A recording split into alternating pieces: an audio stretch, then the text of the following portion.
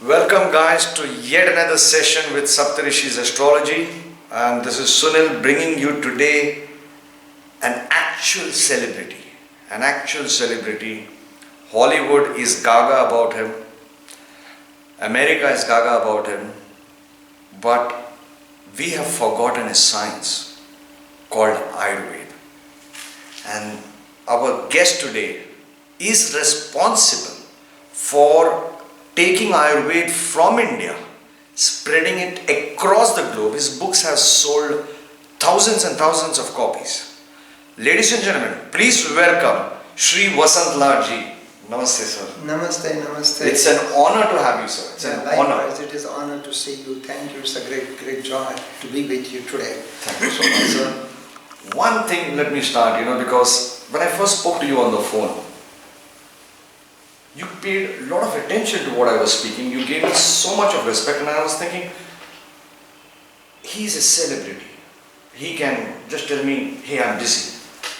Then, as I kept on even disturbing you for the directions while coming here to Pune, and you were in your class with so many foreigners, and I know foreigners, they're very strict, they want everything disciplined and everything. Yet you always maintain your cool. How is it? I've been trying to guess your horoscope, from the time I saw you. I'm sorry, but how is it that you maintain so much of cool and calmness? Yeah, that cooling calmness comes as a gift from my guru, my teacher, my mentor, Hambir Baba.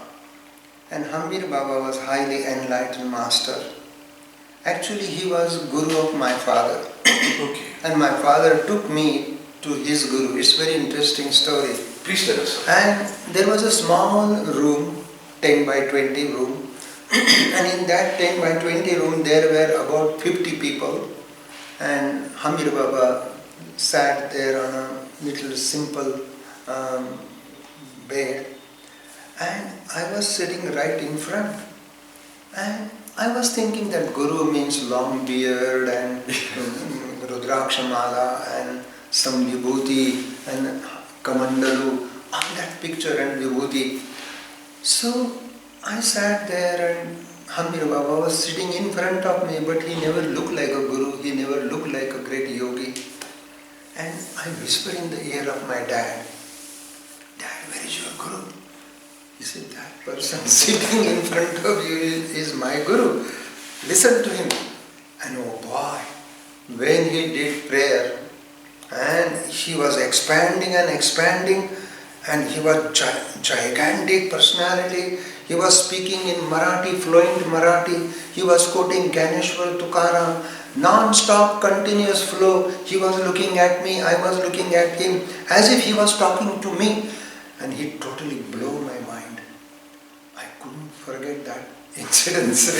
How old were you? I was like a 9 years old boy. Okay. And my guru was talking, Manun Arjuna yogi ho, tasmat yogi bhava Arjuna. He said, wait, thamba. What is yoga?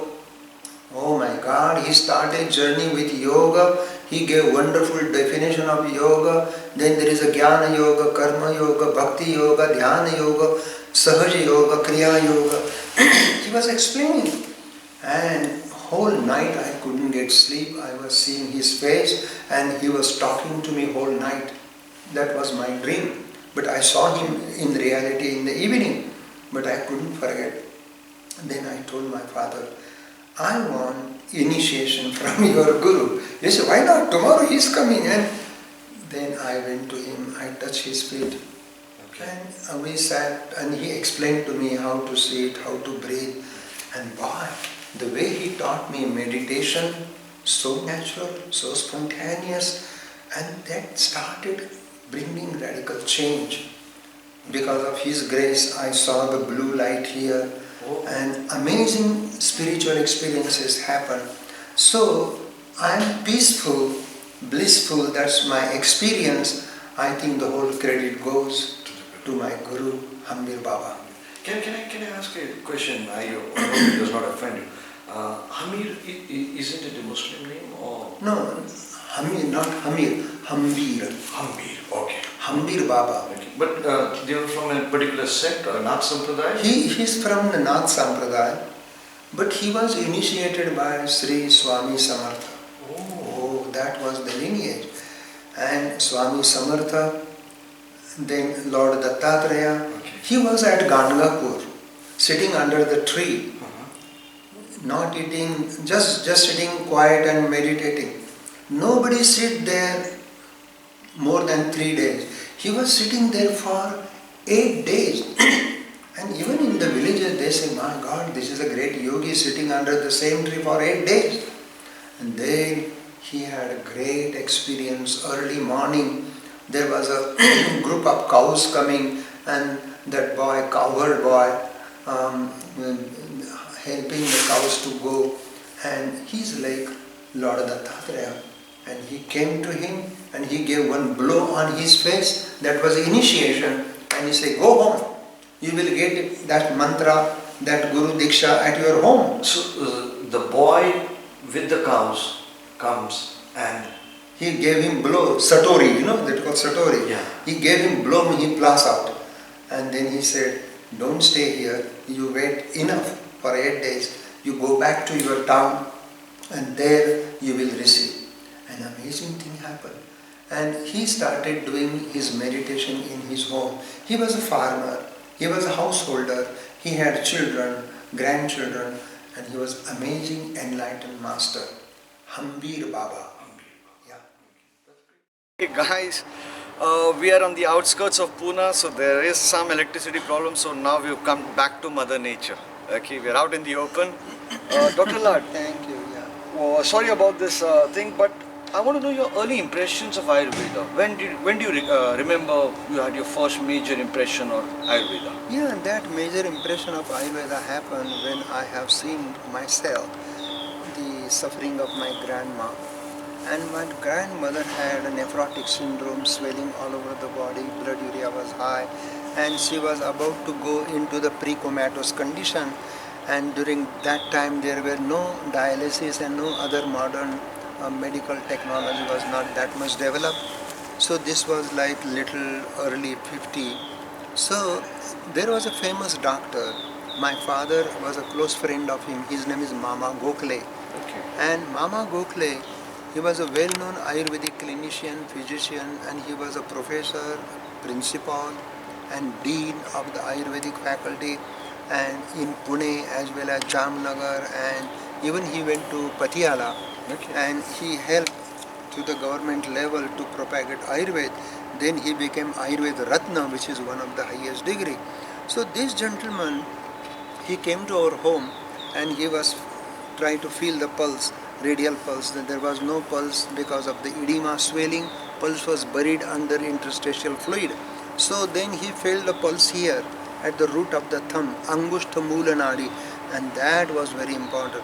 And he was smiling, he was pressing the pulse, releasing the pulse, pressing the pulse, releasing the pulse. And he said, oh, she will come out of this problem within 1 month. So he made some formula, Punanava, Gugulu, Vokshuran, all that stuff. And he asked me to make a decoction and with a pestle and mortar, and I used to do pestle and mortar and put into the water 16 part and cook till 1/4 remain. That is a long lengthy procedure, but not to burn the herb. All these very instructions were there.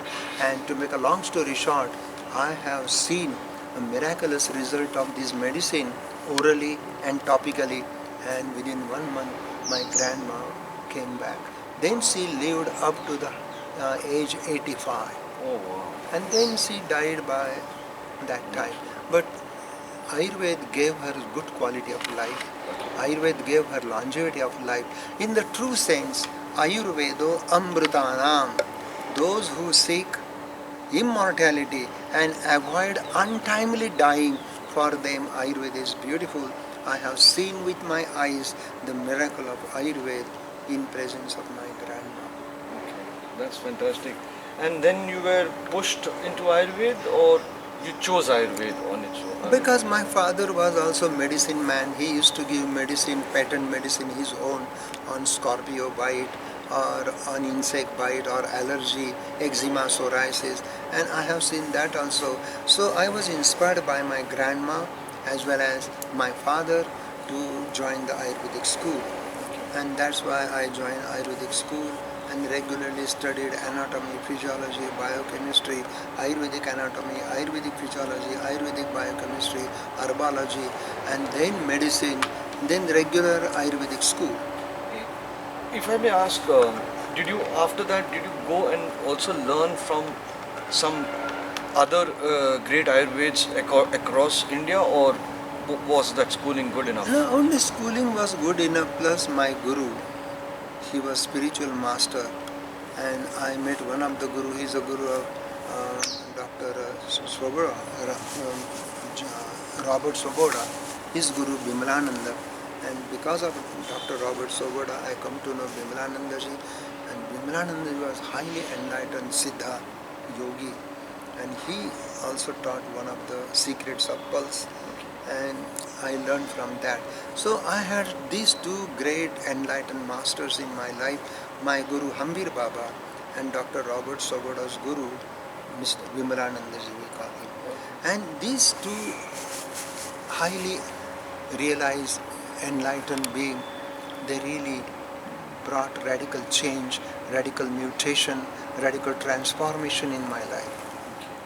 And speaking of Vimalananda, he's been such a mystery. You're one of those lucky people outside Robert Svoboda who has met Vimalananda. And I wanted to ask this question in the middle of this interview. But have you seen him perform miracles? Oh yeah. Yeah. Could you please, because I'll tell you what, I've been reading Vimalananda every night. The left part, all the part 1, part 2, part 3, Kundalini and all that.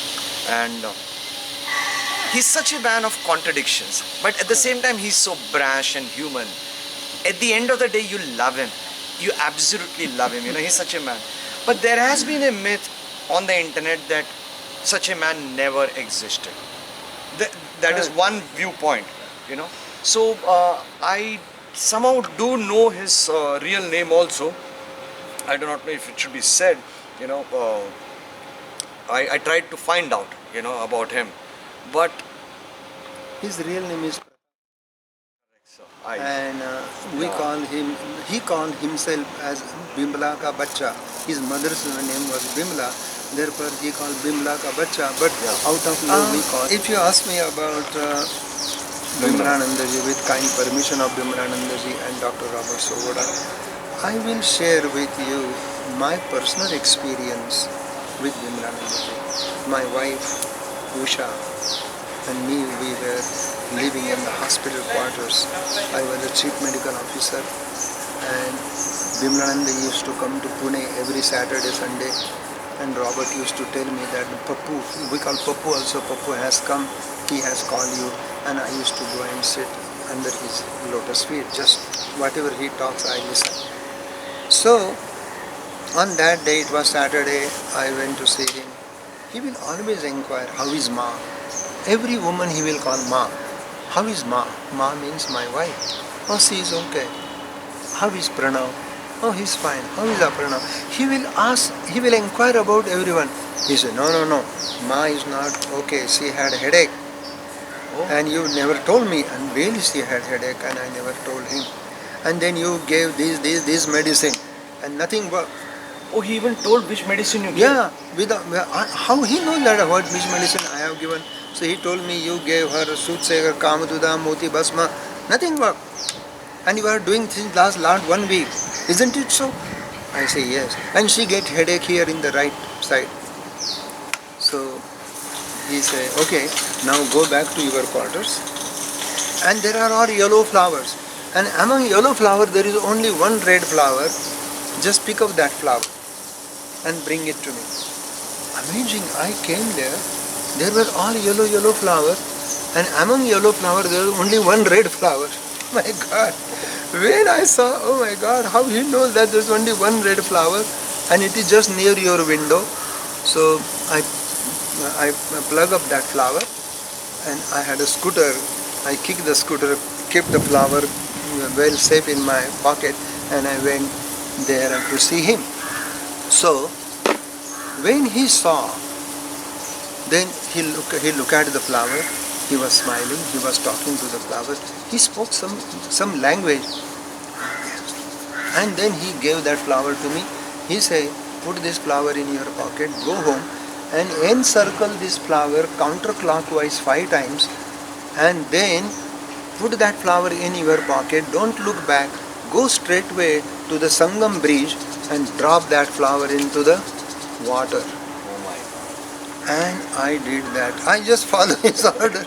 And since then she had never headache. Oh my God. Isn't it miracle? Miraculous. So this is a miracle that Bimlanandaji did. So I cannot forget him. I love him. And he had such a great love, compassion. Though he looks controversial, but amazing. He is full of love, compassion, clarity, and he was highly enlightened, Siddha. He followed the left hand of God, which is not for everyone. Yeah. So this is regarding that. So these two people, they helped me in my life. That may be the result. I am at peace and bliss. One more question. He talks about his 3 mentors. Did you ever get the chance to meet any of his mentors? I heard from him. He used to call one Bada Baba, Mangal Das ji. But one mentor, he called Babaji, and he sent me to some ashram and to see that mentor and take his darshan and give him some medicine. I did that. That was according to his instruction. And that's it. But I have not seen the other 2. But he talked about his 3 great mentors. But we have not seen him. But whatever he sent me, he may be one of his friends. Who knows? Yeah. Because these Siddhas, they don't disclose everything to the people. They keep it secret. There may be some divine reason. And maybe I saw someone, he may not be his mentor. Who knows? Yeah. Was he also into Ayurveda and all that? Oh, he himself was a pranacharya. He has such a knowledge. He knows everything about kusti. Kusti, wrestling. Wrestling. Yeah, wrestling. He gave some Hanuman Chaddi to Chaburan Boke, and he was in the Kesari, something. Means he had a lot of miraculous things. Plus, he talked about cricket, mathematics, geography, Jyotish, Ayurveda. He was master of all. And he knows everything, even cricket, even modern medicine, modern pharmacology, even ophthalmology. My God, one person has such a intense knowledge of every subject. I have seen with my eyes. Thanks to Dr. Robert Sagoda, because of him, I got a chance to see such a great enlightened. I vaguely remember in that book, Robert was studying in Pune with you. Is it? Robert was studying in Pune, and I was one of his teachers teaching Chikitsa, Ayurveda. And he was a very bright, brilliant student at that time. Okay. Sir, coming to Ayurveda, I would love to talk about Vimalananda, but I'm quite sure our audience want to know about Ayurveda more from you. Can anybody, irrespective of religion, caste, creed, etc., use Ayurveda? Like how, in between, some time back, they started banning yoga. Like I think in Russia also recently, some kind of voice was raised to ban yoga, So, can anybody use Ayurveda? Ayurveda and yoga, they do not belong to any caste, creed, color, any nationality. Of course, Ayurveda and yoga was born in India, grown in India, flowered in India, and it is a science of perfect health. Yogena chittasya padena vacha means by yoga you can enhance your chitta, your consciousness, your mind, your memory, your intellectual capacity, plus perfect health. And Ayurveda, is also curative medical science. So Ayurveda and yoga are concurrent and inherent. They go together. They are the two sides of the same coin. Therefore, before Ayurveda, yoga went to England, America, Germany, France, Italy, everywhere. People, lot of yogis from India, they went to Western country and they taught yoga, and yoga become popular.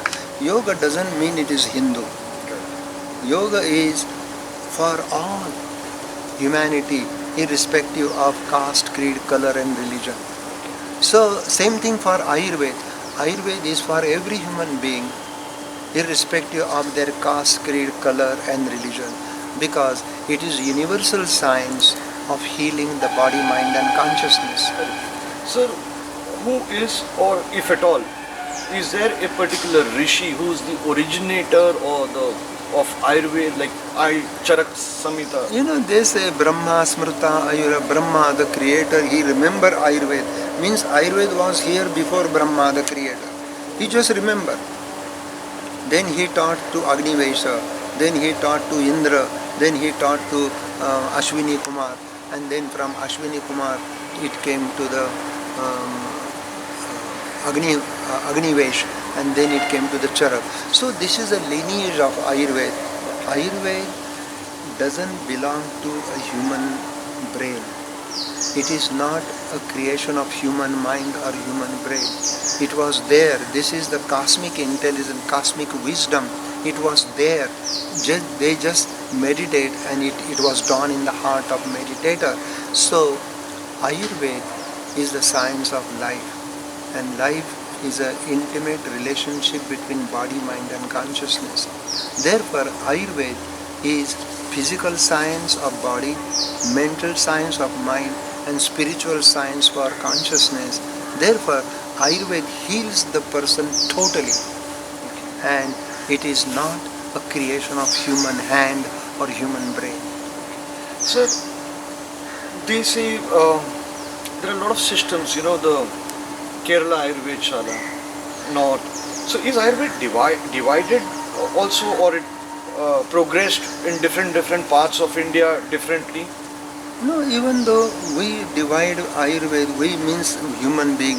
The Ayurveda in the Kerala is very beautiful, old, and they do Panchakarma. Ayurveda in Maharashtra is very good. They are more emphasizing on herbs and Charakshusha Vagvat. Ayurveda in the north is also very good for means.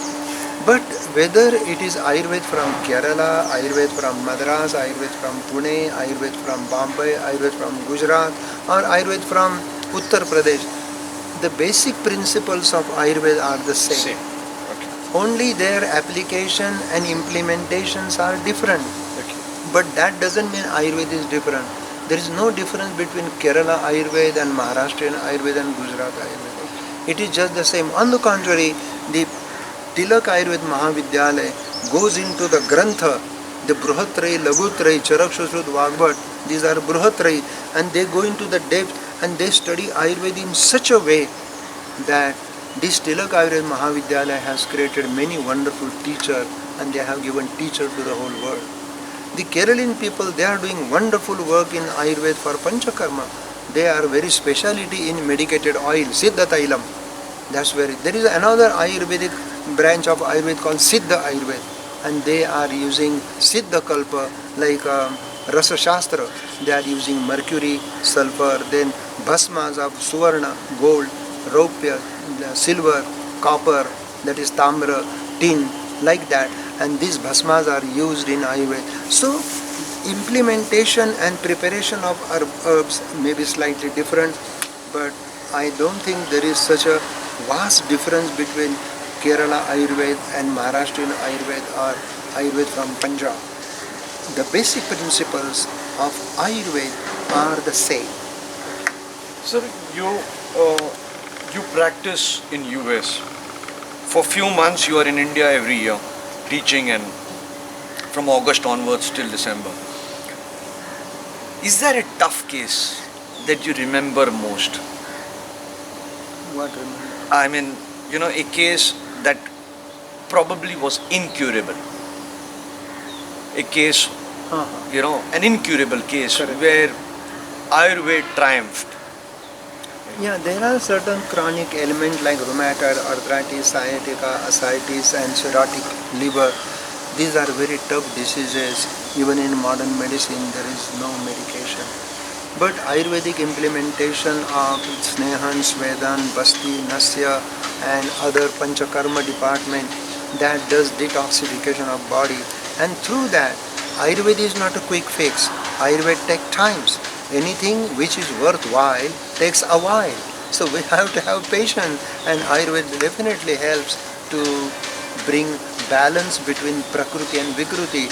Therefore, even in a tough case, Ayurveda has some way to deal with it, and therefore Ayurveda can bring a better quality of life, better way of living.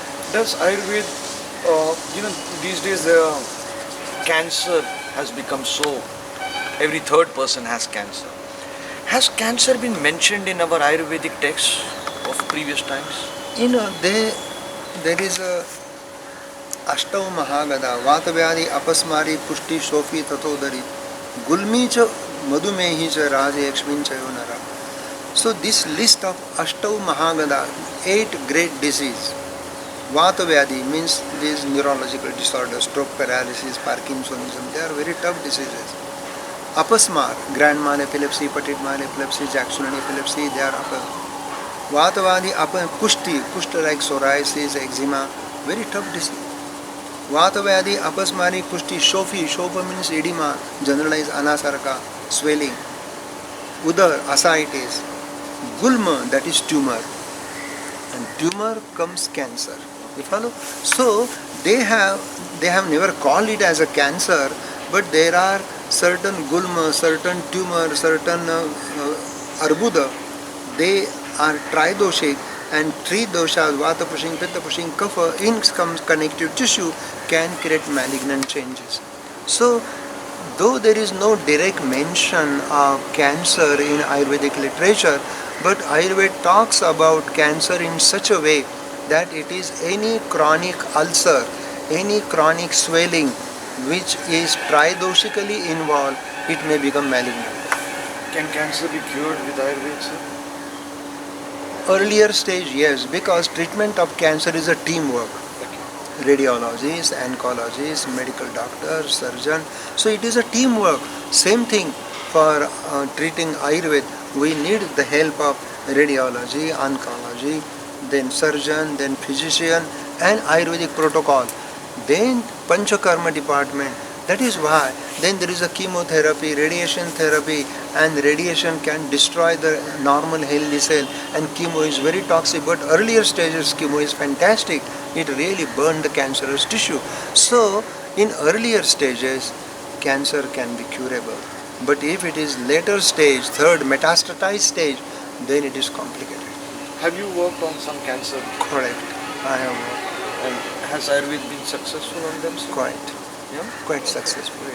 And so what about Parkinson's and Alzheimer's? Parkinson's disease is called Vepatu, Kampavat.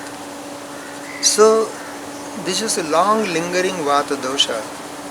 So in the brain, the dopamine is depleted, which is one of the tarpa kapha, and therefore the rigidity is there, and then there is a propulsion, person walk, pill rolling movement, typical mass phase, rigidity. So if we do Panchakarma, Snehan, Svedan, Basti, Nasya, Shirodhara, and give Atma Gupta, one of the great herbs, and it is very good result, Parkinson's disease. Atma Gupta? Yeah, Atma Gupta, which is called Kapikachu. And one of my friends, scientist, he's a medical doctor and he's a scientist, then he did research on that Atma Gupta. He said, Dr. Lad, my uncle is doing great. He had so much rigidity tremors, and with your Ayurvedic protocol, he is relaxed, he is walking better, his handwriting is improving, and his stiffness and rigidity is gone. What you have done? I say, Atma Gupta. So we gave him 1 pound of Atma Gupta, and he studied. He was amazed. He said, Dr. Lad, this Atma Gupta has a natural precursor on dopamine. I say 5,000 years ago, there was no concept of dopamine.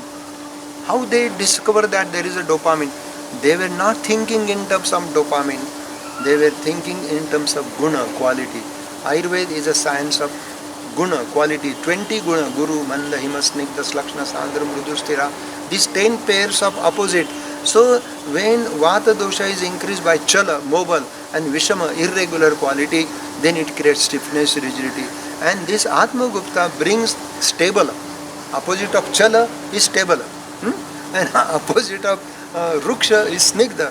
And opposite of lagu is heavy. All these qualities are there in Atma Gupta. Therefore it is bound to work. And he was amazed, my God, if you think in terms of quality of the dosha and quality of the dhatu and quality of the tissue, then you can discover any medicine. And that is why in Ayurveda there is a great span of discovery. We can do discovery of wonderful thing, that Parkinsonism can be easily controlled. You can live better life because there are side effects of the dopamine. But the dopamine-like substance which is there in Atma Gupta has no side effect. Oh. So this, if I may probe further, this Atma Gupta is a herb. Yeah. Is it available easily? Oh, it is available in market. It is also called Kapi Kachu. Kapi Kachu. Yeah. I can go to an Ayurvedic shop and buy Kapi that. Kachu. Okay. And how much to take every day? 300 milligram 300 milligrams. Twice a day. Twice a day.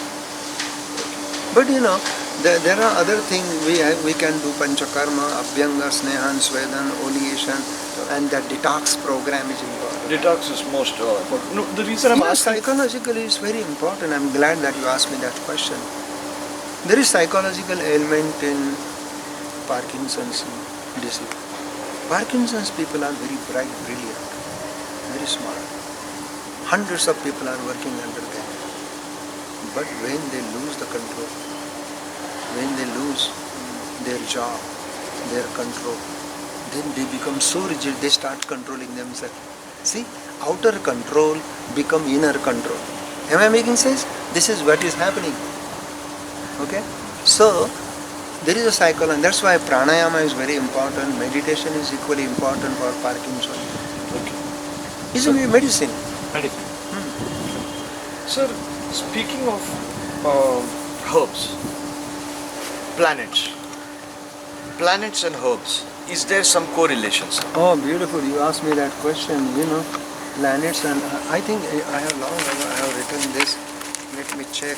Because I was just teaching this subject to the student. Hope it is here that planets and herbs, they have quite intimate relationship.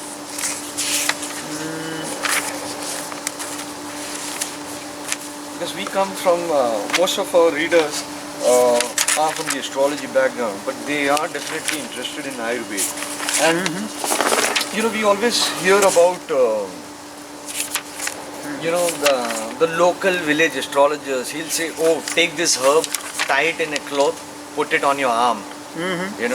This planet will get healed. Correct. I think that page is not here, but there is a definite planet the herbs according to the planet, and also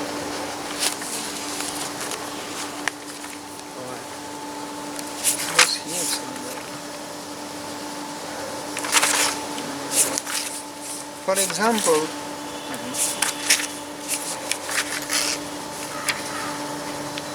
if your nakshatra is Ashwini, okay, then you can use Ashwagandha. Okay. And amazing changes happen. Okay. If your nakshatra is Bharani, okay, then there is a herb called Bharani. Means they have given the names of the planet according to nakshatra. And if you follow your moon nakshatra, okay, then now suppose your nakshatra is Moola, okay, that mood. So then you can take Dashamud. Dashamud. So, and just to answer you briefly your question, we have a complete table of nakshatra according to the nakshatra. Could I later procure that from you? Yeah, I will definitely give that. And there is if you know the rising sign, okay, that is Prakriti, 6th house is Vikruti, if you know these two planets, then you can find out what is a protocol, and based upon that, you can definitely balance the dosha samurjana, aggravated dosha attacking the dhatu, tissue, organ, and that can be balanced. Therefore, there is the herbal protocol based upon your nakshatra. Is it also given in any of our classic Ayurvedic I classes? think that there are some people, they are growing this. We are planning to grow these 27 herbs based upon 27 nakshatra, and there will be name of the plant, then botanical name, its quality and its medical value, medicinal value. So Jyotish, which is astrology, is very superfine medicine, astro-medicine, astroetiology, astropathology, astrosymptomatology, and astrotherapeutic. Their Ayurveda and astrology, they are very concurrent and inherent. So, what about when a client comes to you? Do you see his horoscope along to check his disease and how, how do you try to combine astrology with Ayurveda? First, I read the pulse Nadi. Okay. And by Nadi Pariksha, I can understand Prakruti, Vikruti, then I look at the tongue, and tongue will tell me where the toxins are there, whether absorption, indigestion, and whether there are indentation. All these things will reveal what changes are going on. Then I look into the eyes. I mean, Ashtabhida Pariksha, Nadi Mudram Balam Juma Shabda Sparsha Durga Kruti. All this Ashtabhida Pariksha has to be done. Then, for superfine tuning, I look at the astrological chart. Then I will give herb, one herb according to dosha. Suppose your vata is high, I will give, say, Yograj Guglu. But pitta is high, I will give Kamadada. But your muscle tissue is weak, I will give Bala. But your nakshatra is Ashwini, then I will add Ashwagandha. Oh. That way, one herb of the dosha, one herb of the dhatu, and one herb of the nakshatra, it works very effectively, and it can give us a very good, desirable effect. So you use the Chandra Nakshatra or the sixth Lord's Nakshatra? Chandra Nakshatra. Chandra Nakshatra. Chandra Nakshatra is very important for psychiatric disorder, and sixth house Nakshatra is good for physical disorders. Okay. So depending on what is the problem. What is the problem? Right. Okay. And all these herbs you import from here to US or? Yeah, most of the herbs we import from US, from here to US. Okay. And plus there is a rules and regulation, FDA rules and regulations are very tight. So we have to do chemical analysis, see that there are no heavy metals, there are no E. coli, there are no other lead and arsenic toxic substances. Then we can be allowed to use that herb. Wouldn't that be a limitation to you? Of course it is limitation, but I'm such a guy, I work even under limitation condition very effectively, and it gives a good result. Because I learned from my guru that under any circumstances, even though you have only one herb, I can use that herb as a medicine. For example, first time when I went to Santa Fe, and one patient came to me, she had rheumatoid arthritis. She was already taking steroid and ibuprofen, and she was in a pain. So I read her pulse. I have nothing. I said, look, we will go to the co-op. Co-op is a nice shop, herb shop. From there I brought ginger powder and gyric and castor oil. So with this castor oil, gyric and ginger powder, I make tablet, and I gave her 2 tablets 3 times a day. An amazing thing happened. Her arthritic pain gone, swelling gone. She said, oh my God, it works. And her rheumatologist was very surprised. He said, my God, what you have done? I said, I gave her some herbal protocol like castor, ginger and gyric, which is like red clay, and that works. So gyric is Hindi mein gyric is red clay. Okay. Roasted red clay. Okay. Huh? Oh, that's very fascinating, and that is the ancient medicine. So I use that, and it works. Therefore, even though we have restriction, under given the restriction, whatever herbs are available, ginger is everywhere, cinnamon, cardamom is everywhere. These are spices. Turmeric is the best medicine. Turmeric can bring your blood sugar back to the normal. Really? Just by taking turmeric. How should we take it? Please. Yeah, you can take turmeric, half a teaspoon 2 or 3 times a day orally, and it will bring your cholesterol down, triglyceride down, blood sugar down. Isn't it too hot? Half a teaspoon 3 times? No, Will it be not too hot.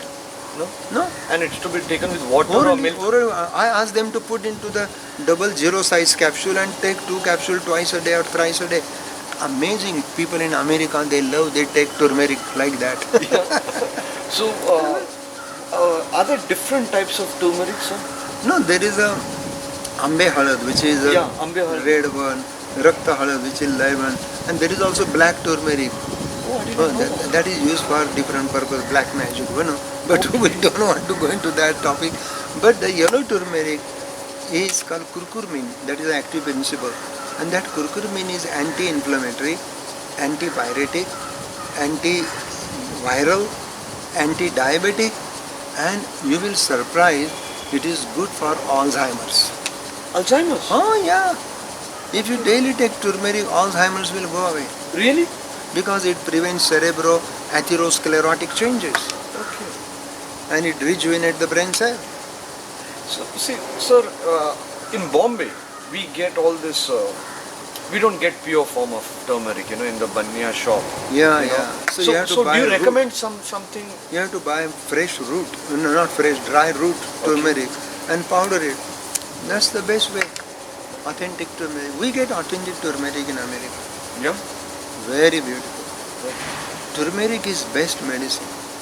It is good for diabetes, anemia, boils, infection, hemorrhoids, fissures, fistula. Amazing. That's a wonderful herb. Anything, we have a lot of ladies who watch our channel. Anything that Ayurveda, like a home remedy for cleansing their face or beautifying their glow or whatever. Yeah. Can Ayurveda help in that area? Sandalwood. Yeah. Sandalwood, then the bentonite clay, and turmeric, rose petal.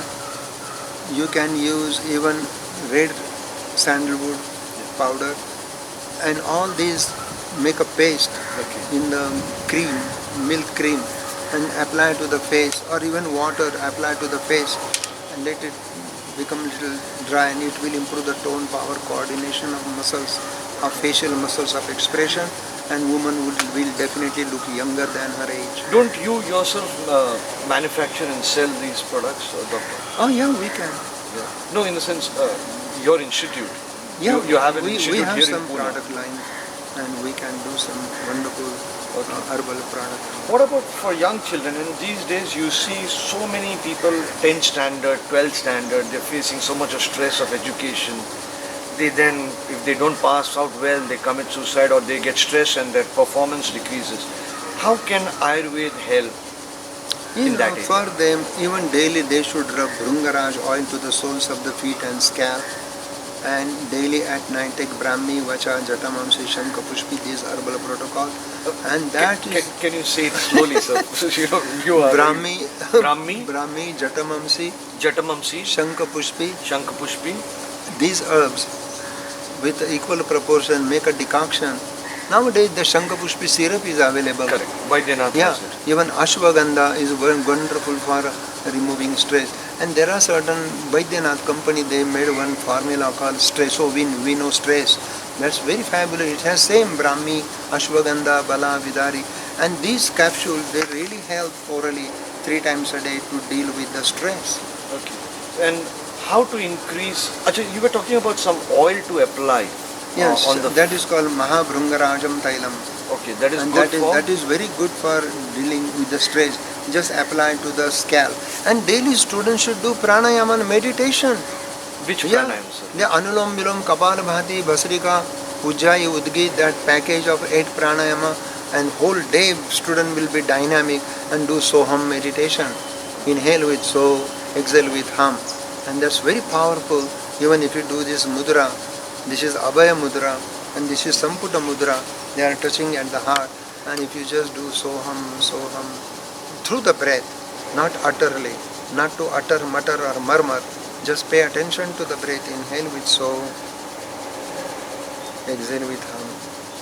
Even if you do this for a few minutes, you will feel calm, quiet, tranquil, all stress is gone. I think all our students, they are burdened with so many homework and their backpack is more heavy than their weight, and that's why they get stressed out. So when they come home, they drop the backpack, do yoga, Surya Namaskar, Pranayama, go for walking, jogging, jumping, swim, and just breathe fresh air into the atmosphere. And that's very important to deal with the stress. Stress is number one killer, both in America, Western world as well as Eastern world. So this tail should be Bhrungara, also applied? apply to the soles of the feet and scalp at bedtime. Okay, both at bedtime? Oh yeah. Okay, and it will daily we do that? It will definitely fresh, it will get sound sleep and you will wake up with a fresh mind. That's great. So even working professionals can use it? Oh yeah, it is very simple, effective, practical. And it's available at any Ayurvedic shop? Any Ayurvedic shop. Maha Bhrungarajam Tailam, to apply to the scalp and soles of the feet, and drink 1 cup of milk with turmeric and go to the bed. Next day you will be totally rejuvenated, happy, cheerful, peaceful, blissful. Okay, great. We're going to come back, we're going to take a short break and we're going to come back and ask about how important is stomach in treating diseases or not having any disease, and what are the best remedies to cleaning up one's stomach. Thank you so much.